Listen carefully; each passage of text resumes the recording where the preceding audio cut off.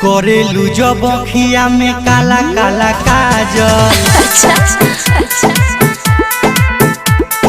करेलू जब अखिया में काला काला काजल। रूप के कटीन तोहर पहले बापागल। रूप के कटीन तोहर पहले बापागल। हाँ हो करेली जब अखिया में काला काला काजल। करेली जब अखिया में काला काला काजल। करेली जब अखिया में काला काला काजल। काला काला काजल। Nursery recording studio Gopalganj.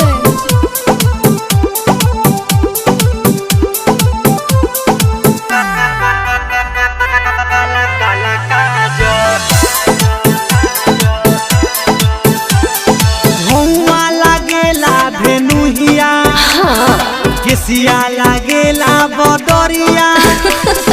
केहू हो जाई फिदा। गोरी हो तोहरा उपरिया। ऐसा चीजें बानी हो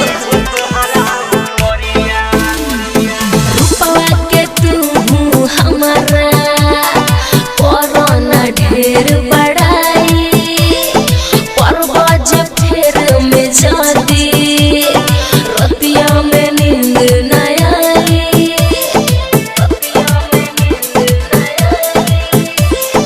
एही तोरे सारी रात रहतानी जागल।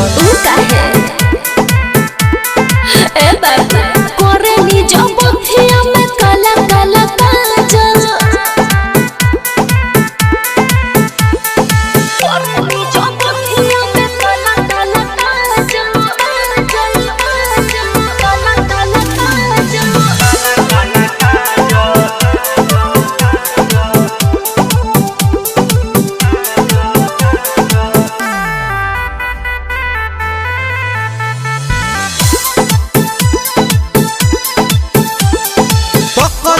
तू मुस्का के मन के बेचैनी बढ़ल।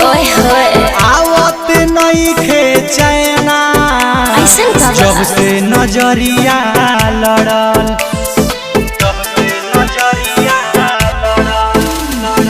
परदेसी पिया सुनो दोना हमर तू दोष हो।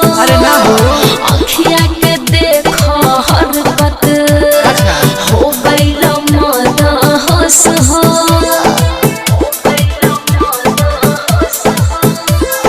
निर्मल जोग से बाबे फेरा में लागल।